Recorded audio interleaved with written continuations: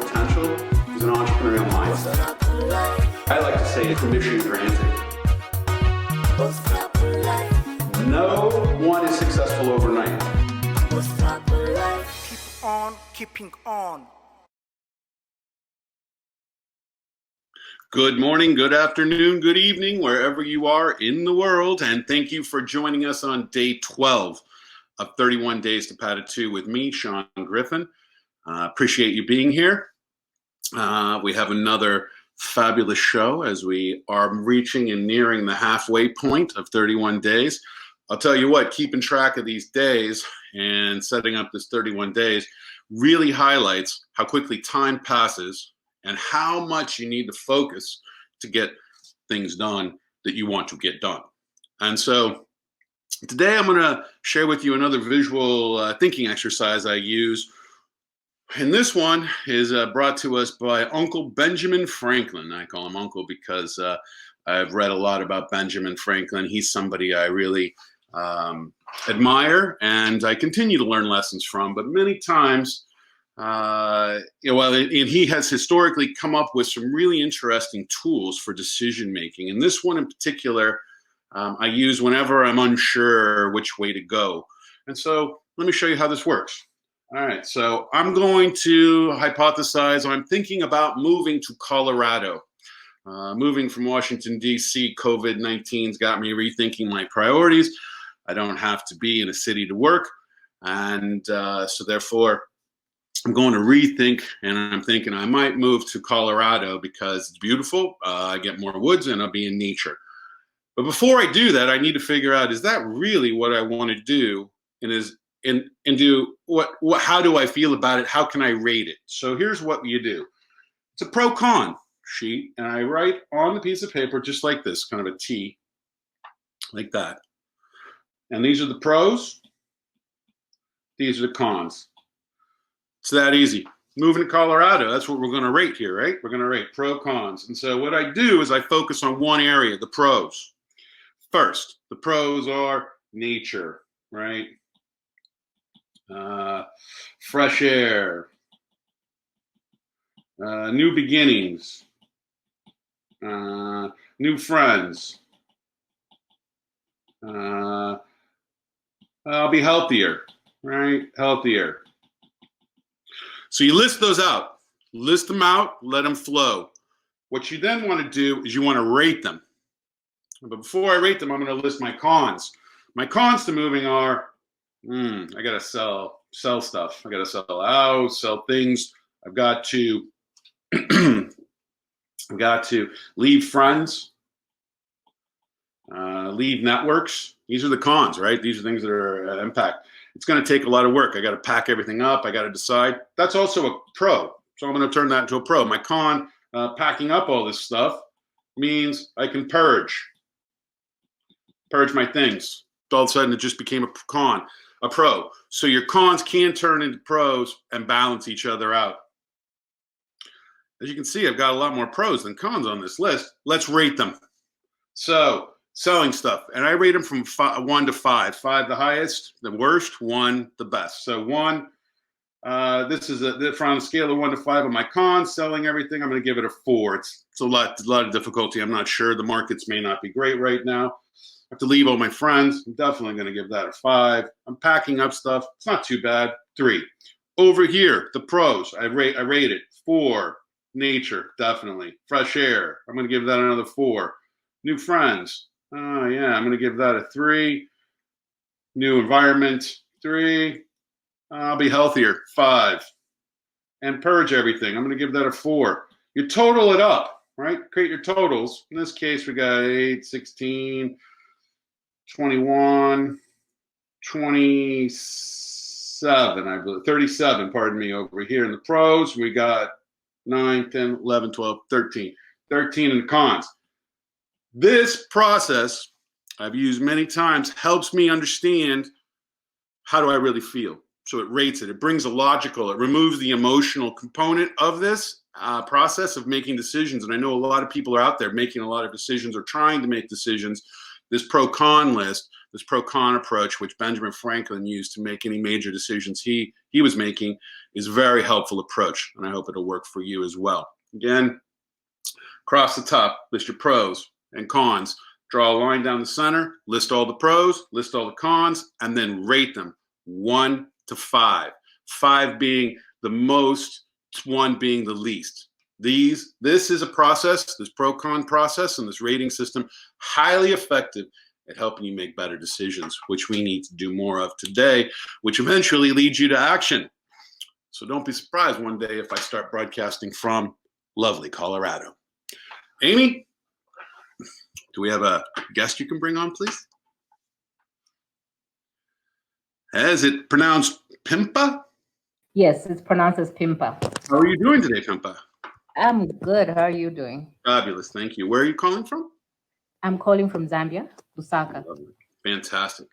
And you've worked with the We Create, We Act Center there? Yes, I actually went there for a program, so for the 10 weeks program there. So I was there for 10 weeks with We Create. The Startup Academy program?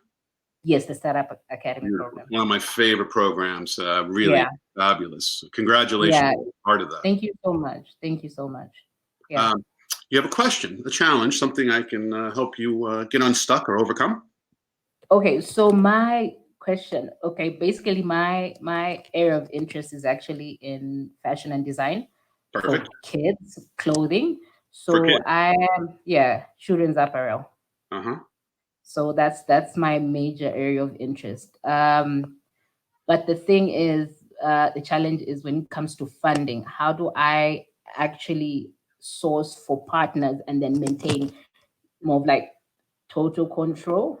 I don't know how to put it, because right now fans are a little bit, it's really difficult to get any funding right now. So I'm trying to figure out how I can actually get that, but still maintain control of the business. Let me ask you some questions. So do you already have a line of clothing for kids you've designed? It's actually I'm actually starting up. So what I have is just basic things, let's say like statement t-shirts that I've started with, a few. Do you have something you can show me right now? It's up on screen? Yeah. Let me see. I want to see what you got. Just give me a minute. Yeah, no worries. Just give me a minute. I got seconds, not minutes, though.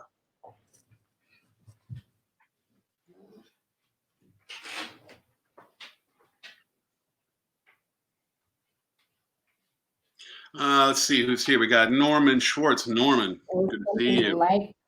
Let me see. Okay. Captain of the Cool Kids. And that's for an adult, though. That's for an adult? Sorry? That's for an adult? That's for kids. That right there is for a kid. Yes, these are all for kids. My concentration is basically on kids wear. Okay. So, yeah.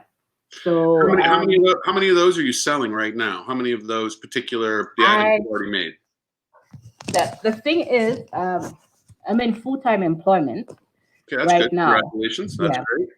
Yeah. So it's a bit difficult, or let me say, to find time to actually juggle work and my side business. But this year, I've actually decided to really invest in this. And every time I get back from work, at least I'm doing 1 or 2 things regarding the whole business part of it. I've sold a few, but I think I'll blame myself for not selling more because I haven't really been active. But now I'm just trying to put everything together, come up with a proper business model and just a proper business plan. So I've been working on that and I'm making some progress. I think I've done a canvas of my business model. So I'm working on prototypes and just trying to see how people here in Zambia can actually locally design the clothes and like make the clothes here, because most of the clothing that we have here is either purchased from China or we have secondhand clothing. So that's the situation right now. So I'm trying to see how. So time out for a second here. So I know Lusaka pretty well. And I know that Zambians love to shop. Those shopping malls are full, and I'm sure that they can't wait to get back in those shopping malls. We're actually going through a crisis where some of the leading chain stores have actually closed down. They actually left before the whole COVID was really intense. So yeah, and most of the chain stores are coming from South Africa. So yes, Zambians do love to shop, but most of the clothing is either coming from South Africa, it's coming from China, or it's secondhand clothing. Yeah. So Yeah. Let's just talk about the revenue component. So, or probably funding. The good news is you have a job, so you're yes, able to fund. You're able to fund at least yes, some level through the money you generate from your job. So that is yeah, funding. So you're self-funding, bootstrapping through the money you make through your job to invest. My initial idea, and we had Steve Cluck on here, and I'm going to introduce you to Steve. We're going to make an introduction here. He's in Tulsa, Oklahoma, where Amy resides as well, our producer here. And he's developed a line of T-shirts that he makes himself by silk screening and does them himself. So what I'm thinking, but to start, something that would be easy, and you can engage your kids, your family, and they can start making shirts for you too. Just silk screening, right? Crazy, silk screen, super easy. Okay. You can buy it from the U.S. if you want to, but I'm sure there's somebody who's making silk screen patterns that you can do on your own, squeegee onto the shirts. Okay. You come up with a series of designs that are uniquely yours. Steve Cluck came up with one that's called "Don't Hate the 918." 918 is the area code for Tulsa. And it was very popular, right? And I could see similar things you could design for kids that would allow you to really make these T-shirts higher quality than the ones that are available through the Chinese distributed products you're receiving. Because it seems to me that China sends the worst quality products to Africa, based on what I've seen. That's just and so having a higher quality and then a customized design that maybe ties into Lusaka or ties into Zambia Pride, you would be able to start generating money and revenue and distribute those through stores that are looking for new quality products, but in this case, products that are uniquely your design, showing national city pride. You could do something for the Copper Belt even, I could see, some shirt that's like Copper Belt Pride and that you could sell a lot of shirts doing this. And that would be the funding mechanism to go into a more diversified collection of high fashion clothing. But right now, that's the easiest way I can see. And you brought it up. It was your idea. You have the T-shirt there. So I'm just building upon what you have. I'm gonna suggest though that you really do look for the hook. Like, what do they say about Lusaka? What's like a saying of Lusaka? Well, there's so many. Unfortunately, I've just gone blank. But I come up with something. Yeah. I do normally come up with these ideas and then I'll write it down. So I'll try and think of something that speaks to the people in Lusaka and try and make it more child friendly. Yeah, and then come up with just a cool design that's easily replicated. And then you've got your when you're doing whatever at night after work, you can just make these T-shirts. You've got a stock always ready to go. The thing to do then is during the time when you can is to go to stores and get those stores to start selling them. For you, if you had like 3 or 4 shirts, they could take up an entire display of your shirts. And again, quality, a higher quality, really good price point, but a really cool design that gets people excited and proud to wear it. Boom. That's a winner. The key is the something cool, something appealing. That's right. Especially for kids. Parents to be proud for their kids to wear it. That's unique to Lusaka, unique to Zambia. You can then do it regionally around. I can see that really taking off. And again, what I can do is introduce you to Steve Cluck, because he's been very, very good at building a T-shirt company by producing T-shirts that are specifically targeting an audience in Tulsa, Oklahoma. That's his audience, pretty much.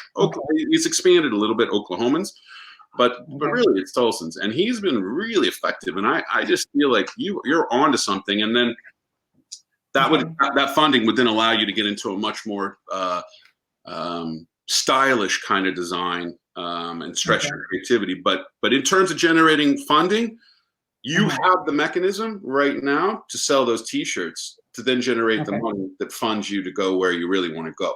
And meanwhile, you're selling them products that are making people happy. Okay. No, that sounds perfect. Okay. I'll take your advice. That strategy works specifically well for you right now having a job. And so I'm using it. I've come up with a job strategy. As those shirts sell, when you reach a point where you're like, wow, we're really making money here, you can quit your job. But don't quit your job before you get some good revenue in. I hate to see people quit their jobs, particularly today. You have a job. Keep your job. Until you're making more money. And that doesn't mean the company's making more money than you're getting paid now. That means the company's making enough money to pay you what you're making now and have more money to go forward. That's when you really look at quitting your business, and you can see that if I put 100% into this business, I can do a lot more with it. But that's the strategy I would use to bootstrap and self-fund this business forward right now. All right. Okay. Also, the second thing I want to be clear about, so revenue is funding. That's number one. Revenue is funding. But two, the more revenue you generate, the more fundable you become. So the more revenue you're generating, the more fundable you are to banks and others that are out there. And so as you start generating more cash flow and you can show a track record of increase in cash flow and management of your cash flow, I would go talk to the WEX Center and ask them for help, just making sure as revenue comes in, once the revenue starts flowing in, to help you position so you're finance ready, so you can go to a bank. I know that WEX there has relations with Stanbic Bank and banks, and so you want to leverage those because particularly if you get some big orders, you can actually potentially get a loan on that order, even if you haven't been paid all the money. So there's other ways to start leveraging your revenue for more traditional type of funding as you generate more revenue. Okay. I'll pause there. Yeah. So yeah, I think that's something to really think about. The other aspect I think was also on partnerships. I was just trying to see who and how one can partner like with someone. My initial question was, without me losing total control of my business, how do I bring in partners? Yeah. So I'm not proposing you share or distribute any ownership of your business. I'm proposing that you start creating the revenue that builds your ability to have more flexibility and freedom. The partners I would focus on right now are not partners for manufacturing new product lines or your partners are people who have T-shirts of the quality you want, and then you can start making those T-shirts. Your partners are designers who can design some really cool T-shirts. Again, it's a first step. I'm not saying you're the T-shirt maker forever. I know you've got a vision for a fashion designer. I'm on board with you. We're going to get there.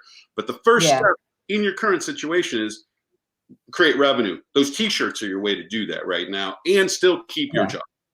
Now, so the partners you need are stores to sell as well. So the stores, once you get the T-shirts produced, and you got to find the stores to sell in, and the stores are your partners, because you want those stores to be promoting your product and putting it up front and being supportive at selling it and talking about it. I would go to some tourist spots. I know the tourism is probably dried up, but there's still people. So it's I'm drawing a blank. It's the it's the foreigners who are living there, right? A lot of those foreigners living there might be interested in this T-shirt as well. So I'm trying to say, focus in on some of the expats as well, because that's the kind of stuff. Well, my parents went to Lusaka, lived in Lusaka. All I got was this lousy T-shirt. I'm not saying print that specifically because that's overused, but you see what I'm getting at. That they're a target for you. Yes. So the partners I focus on are your designers. The graphic, people who provide you quality at a low cost shirts, the blank shirts that you then print and then screen print at home, and then two, or three is the stores that would sell it. Again, I'm focused on helping you get to revenue as quickly as possible here and increase that revenue so that it gets you out of that job, and then focus 100% on your on the fashion, growing your fashion. Yeah. But that, again, it's a first step, and I know it's not where you're imagining going, but it will get you there. It can get you there, potentially faster. Because again, I can see some cool designs in my mind. I'm almost sketching one out. I mean, I just think you got a lot to work with there, and people are going to want to buy that shirt and wear it. Okay. No. Okay. Yeah. Then what I want to do is this. I want to work with you to produce some PADITU, keep on keeping on, stop talking, start doing shirts, and start promoting those, because I think those will work. We're seeing them pick up. We're seeing shirts like that pick up in popularity in Uganda right now, and so I bet you they'd catch on in Zambia. So let's talk about that as well. Yay! Okay. Yeah, that's cool. All right. So yeah. Well, let's stay in touch. Let's get back, and I'm sure Amy's made notes. Amy and I will talk after this, and then we'll make sure we follow up with you to make an introduction to Steve Cluck, and then also talk about some T-shirts that we might want to test market there. In Zambia. All right. Okay, that would be great. That's awesome. That is awesome. I'm so glad you called. What a great idea. And keep going. Don't give up. You'll get to the fashion. You'll have, I can imagine these beautiful outfits you're designing and the great material you have there in Zambia. But thank you so much. Start slow, start small, and then stair step it. And in a year, I could see a completely different situation for you. All right. Okay. No, thank you so much. Thank you so much for having me. I appreciate it. All right. Okay. All right. Thank you so much, Amy. You betcha. We'll be in touch. All right. Okay. Bye-bye. Well, I think that there are a lot of people that we meet, that I meet, that have big visions, big ideas. And I think that's fabulous. Think big. Then you got to wind it back and figure out, what can I do right now to move forward and take that first step? And this is where it gets hard for people. And this is why I was focusing on the visual thinking exercise this morning in terms of prioritizing decisions and how do you make better decisions. And so when you are thinking of, and we'll take Pimpa's example in Lusaka, Zambia, she wants to be a fashion designer for children, for kids. And she's got a job. That job is an important thing, and that is funding. And then she needs to take some portion of that and start producing T-shirts that can get people's attention, start selling those T-shirts.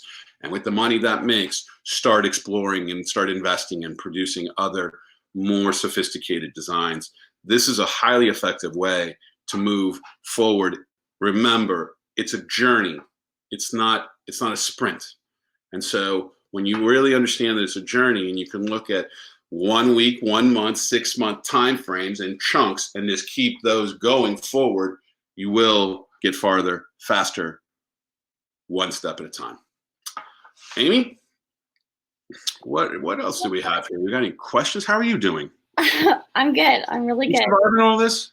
I'm sorry? You surviving all this? 31 days? But we have people on who just touched my heart, so that one kind of made me tearful. I hope I don't look like I'm a big bawling mess, but anyway. I'm a little teary-eyed too. Yeah, that one really made me tear a little bit. I feel like some dust in my eyes. No, that's not what it was. For sure. Pimpa, she just moves us. I know, there was just something really special about that. Thank you for being here, Pimpa. We did have a few through the week, last week, that we didn't really get to. So I thought, if we had a little margin of time, would you be willing to address some of them? Yeah, you're the producer. What do you want me to do? Great. I'll put the next one up. You got a question, huh? Okay, I see. I got you. Well, let's do it. It's a question from WhatsApp. I have an idea, and I was thinking to start working on it. That's a good first step. My main obstacle are that I don't have enough funding to fund my expenses besides what I have a full-time job. What is a good time to leave my job and focus solely on my idea? This relates to what we were hearing with Pimpa.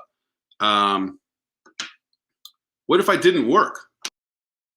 Okay, well, let me be clear about this. I think it's important to continue having revenue, and if you have a job, retain that job as long as you possibly can while you're starting your business. I can't emphasize this enough. It's no different than if you want to develop a new app, and this is your number one goal. We have this new app. We have a great idea for an app, and we don't have the funding for it. Those people who know how to build an app, maybe they can get hired to build apps for other people, and then the money they make from that, they can then fund their own development of their own app. It's no different when you have a job. So that job is your funding. Leverage that job. Start that business. As we discussed with Pimpa, start it small. Use the money from your business, but find a way to generate revenue quickly. With Pimpa, it was fairly easy because we were able to identify t-shirts, and that's a fairly easy approach to making money because I can make those myself, silk-screen them myself, and distribute them and sell them myself with a team and other people helping me as well. But the point is, once it starts growing and I start seeing revenue coming in and I'm seeing that people are embracing my product or service, that's the time to start thinking about, when do you transition? Maybe you transition to part-time before you quit your job. Again, that money from that job is revenue. And eventually leaving the job once you're able to create enough revenue. So I'm always a big fan of identifying the simplest and quickest way to get going, get started, generate revenue as quickly as possible, and then grow over time. And as I said before, it's a journey. It's not a sprint. It's a journey, and it takes time. There are no shortcuts in business that I've been able to identify. There are no shortcuts. There is timing that can propel you forward. It just got a lot harder, but there's no shortcuts to the process of growing a business. It just takes time, effort, persistence, and consistency, as we talked about in a previous episode here. And so I wouldn't leave your job at first. I'd hold it, leverage the revenue, and then as you start generating more revenue, determine if, in fact, the time is now to quit your job so that you can start generating more revenue with your business. Amy? Another question. I feel starting my business last year, but I feel there is not a good balance in my business building and my time with family and friends. It feels isolating, and also like I am failing at everything and that nobody is happy. Oh boy, that's a rough one there. Let me read that one more time. I feel starting my business last year. I was starting my business, but I feel there's not a good balance in my business and family. Okay. That question is real. Norman Schwartz, who was on the show, said, you have to give up everything. That becoming a business builder and an entrepreneur means that your life has now been consumed by that activity. There is some truth to this. I think you have to be very intentional about the times when you're going to spend that with family. So I'm the guy who has spent probably 20 plus years going 80, 100 hours a day, every day, probably 20 years. In the last year and a half, 2 years, I have a family, and I have an 18-month-old. And this has changed my entire life. I do not believe I would have been able to achieve or started all the businesses or activities I have done if I would have had children or a baby at that time. So there is a challenge I see now that I never saw before, related to creating that kind of balance when you're involved in business and family. You have to be diligent, disciplined, and focused to make sure that you know this time period. So every day for me, between 5:30 and 8:39, it's family time. In the morning, between 8 and 8:30, 7:30 and 8 is family time as we get ready for the day. The rest of the time is business time, and that could be working after hours at night. So many times I'll start working at 9:30 or 10 p.m. on my time because that allows me to have my family time, but also focus time. And then also I get up early. So this morning I was up at 5 a.m. working. I'm sure Amy was grateful for those emails rolling in at this early hour. So it's not easy. It's just not easy. There's only so much time in a day. You've got to be able to commit that time to work. And if you have a family, set those family times and make sure your family understands when those are.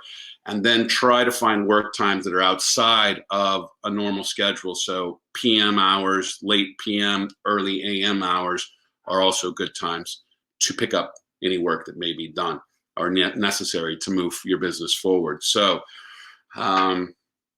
this is my advice. Again, it's not easy. And some businesses and some startups require even more time, more travel, more. You want to make sure that you have a team that can help lift and take off some of that load, whether that team is family or friends. Family is also a good resource for this is with Pimpa. If she's got her family members, which I know she does, then they're now silk screeners. They're going to be silk screening all the time. And so family is also a good resource to help you build your business. Enroll them, get them involved, get them excited about what you're doing so that it becomes easier and that they're more understanding and empathetic when those days you have to spend time on your business. So family can be and is an asset. As I like to say, varying degrees of dysfunction when you start working with family. But in the beginning, it's a lot of fun. And if you can get them on board, you've got yourself some helpful and powerful support that then are also understanding as things get more difficult and more time is consumed. That is my response. Let's see. But no, what did Norman say? Yeah, it's a good response. Yeah, then bringing family into the vision. That's exactly what I was just saying, is that they are members of your team. And you want to make sure that they're excited about what you're doing so that you don't lose them, and that now you have a situation at home, and this can happen, where your family is completely against what you're doing. It's all negative, and that means the end of your business, because if your family's not on board and they're pushing back on you, you're going to create tension that will be unbearable. And then you're going to be upset because you didn't get to move forward with your business. Your family's going to be happier maybe, but still resentful. And so you got to find that balance, and that balance is really, and echoing Norman, is enroll them into your family, into the vision, and have them help you as you move things forward. You will find that they're more supportive. If your family is not supportive of you, even after you try to bring them in, you have a challenge. And you would want to move to working when it's not impacting them at all, and then try to work around the difficulties of that emotional energy that's in your house. Amy. I have just one minor thing to add, and that is that if you don't have family that's supportive of your dream building, find a community of other people who are building dreams so that you continue to get some good feedback. Momentum happens in groups, even if you're not working toward the same vision. That's also very helpful. A community of other people like you. There's no question. That's a great one, Amy. But I want to say that if you are in a relationship and your wife or husband or partner are not supportive of you, and you have children even on top of that, this is a very difficult environment to be starting a business in.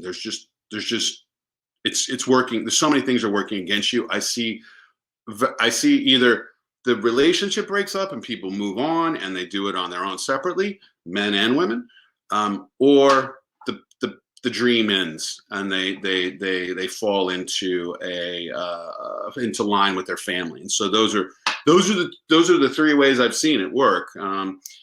And you've got to start early, though. You've got to start engaging and enrolling your family into the vision from early on. So anytime I do anything, I'm always like, when we're starting 31 Days of PADITU, first person I talked to when the idea erupted was Seema, my wife. And I started saying, okay, this is a change. This is something that's going to be happening. We need to find a time where it works. Are you okay with this? You see why we're doing it? She's excited about it. But I had to spend I spent intentional time focusing on making sure that Seema was on board, my wife, to make sure that I had the best chance of success, and there was no tension, and there was complete support surrounding me as it relates to preparing and setting up for each day's broadcast. As an example, And so, again, this is not easy stuff. This is difficult, and everybody has different relationships. The key thing is to be empathetic, be open, and be as truthful and straightforward and transparent as you can be, particularly as you work to enroll and motivate your family into your new business idea. And one of the best and most effective ways is to start showing the development of revenue. And that revenue is something that everybody can relate to. And once you start seeing more revenue coming in, a lot of that pressure comes down, and then people feel much more comfortable with the direction that you might be going. And this is one of the reasons we say, stop talking, start doing, develop revenue now, not days, not weeks, not months, now. How can you start developing more revenue now? And when you do that, you move forward much faster, and you make everything a little easier, because that revenue is like grease or oil or oxygen that keeps you going. All of those things. Amy?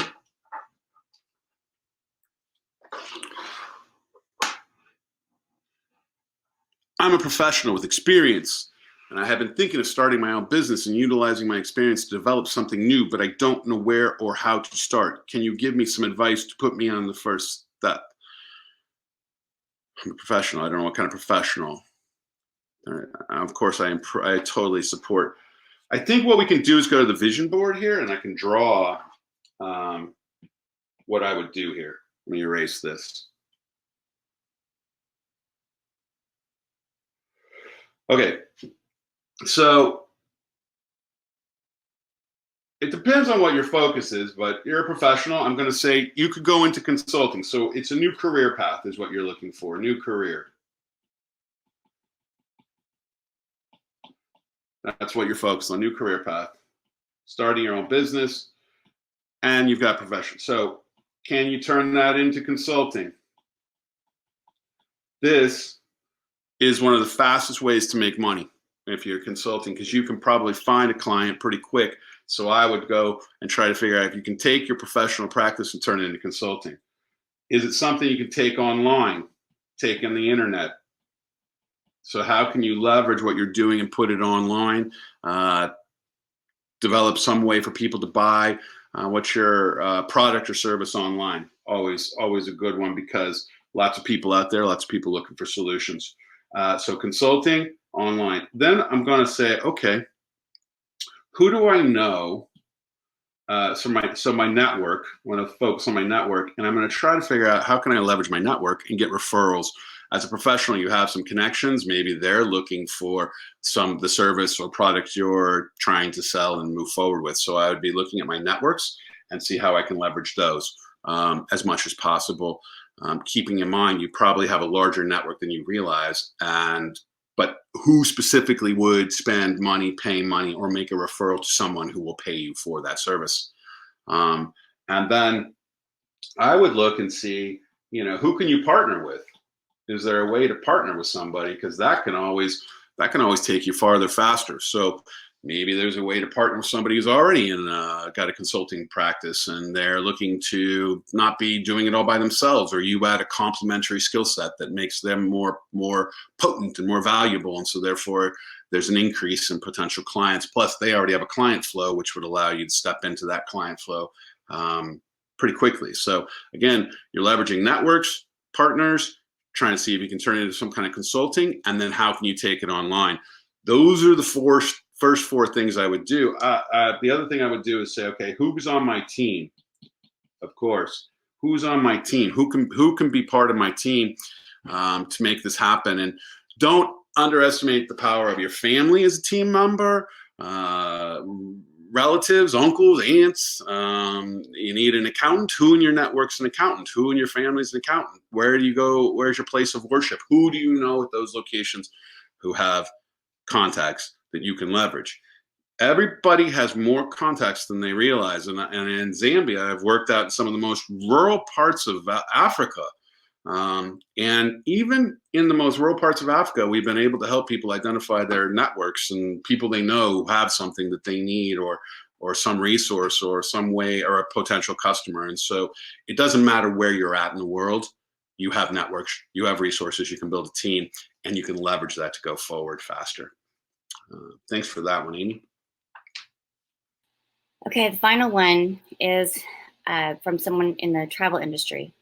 Ooh, I know. it's huge. I'm an entrepreneur in the travel industry, and of course, we've taken a hit with the current events. Do you see this industry recovering? Okay.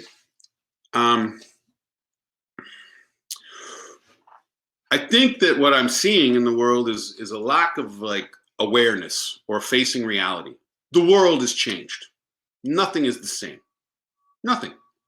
That's an opportunity, and that's a challenge for us. And so the travel industry is one that's been hit extremely hard.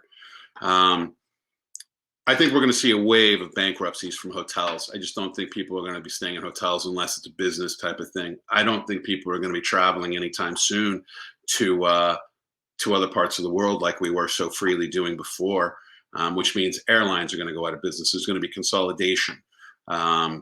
Travel is going to change, at least in the near term, let's say 2 to 3 years. We just might as well realize nothing's going to change. And so I think eventually, and those that will travel are those who are younger and feel, invincible, and nothing's going to happen to them if they travel. Anybody who has some sense that something could happen to them until this virus has got some vaccine, they're not likely to travel. It's just that's the reality.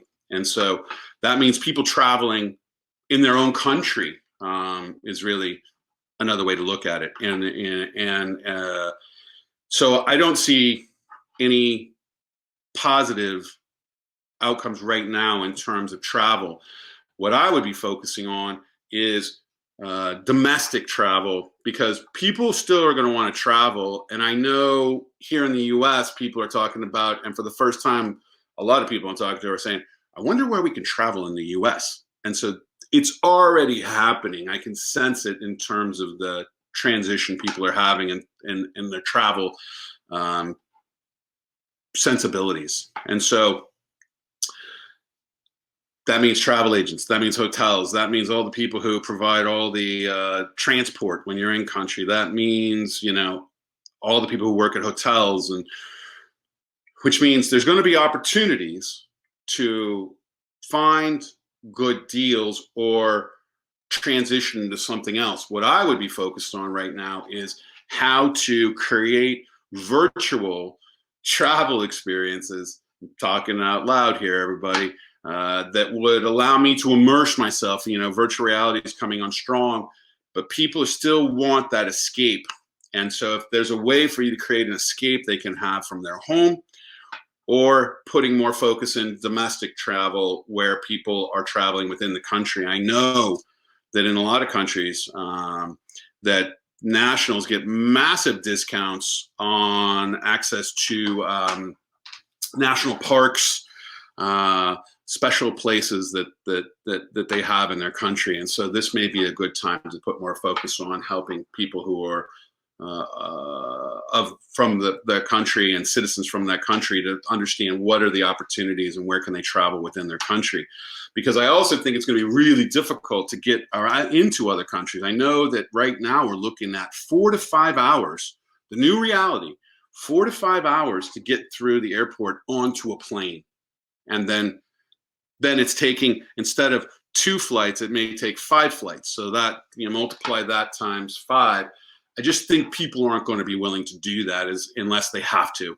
And so we're going to have to think differently about how we look at hospitality and travel industry, and it's going to shift. And I think that if you can figure out a way and you can identify tools and techniques to give people an immersive vacation from their home, you could be onto something. And I'm not saying I know how to do that, but I could see that being popular. I mean, back in the 90s, we were working on virtual reality with Jaron Lanier, the father of virtual reality. And I'm sure it's gotten a lot farther since those days in the 90s. But I see a long, hard road for the travel industry going forward. And it's an opportunity to reinvent.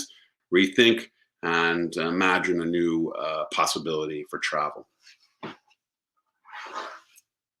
Amy, how was that? Not too depressing, I hope. No, I think you were honest, but again, the challenges that create opportunities, that's been a theme here lately. And I think those that we've watched who've been successful have done that very well. The observers, right? They pause before taking an action and see what's needed and then become a value. That's right. That's right, Amy. And I think but there's no rose-colored sunglasses right now. The rose-colored sunglasses are for, looking into the future, where you're going to go post-COVID-19. In this moment, I just don't think people are taking a realistic look at how much things have changed. It's not going to go back to the same. People want to go back to the way it was. When you go back into those restaurants, there's going to be less people in those restaurants, and there's going to be a way different experience than what you had before. And so when we think about let's go back to what was, it's not happening. It's going to be different. And we have to, somewhere inside of yourself, it's important to find that place inside yourself that can start acknowledging and realizing that we're in a new world.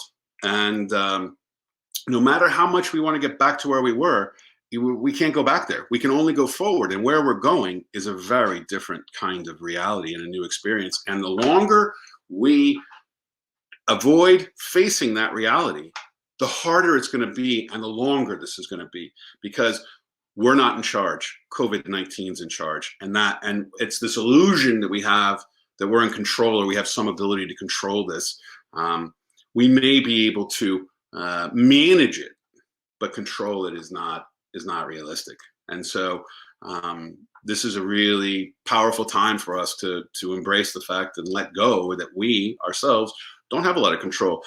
Tomorrow is not guaranteed to any of us. That's never changed. That's been real since I was born. Like, every day is a gift. And therefore, what am I going to do to maximize that day and make the most of that day? I can. And that's what I'd be focused on. That's where I'm focused on. That's what I recommend you focus on as well. What can you do today to make a difference? What can you do to put a dent in the universe? What can you do to move your idea forward? What can you do to make this day of value? That's what you need to focus on. And COVID-19 is just an opportunity to change our thinking and wake up to the reality that's always been there. We're not in control. And so I think we'll end it here, Amy, unless you got another guest for us. Okay, everybody, let's do this. Great day. Bill Handy, I'll be talking to you tomorrow. Okay, same PADITU time, same PADITU place. We'll see you here again tomorrow. Thank you very much, everybody. You got to never, ever give up. Keeping up, never, ever give up. Keeping up, never, ever give up. Keeping up, never, ever give up.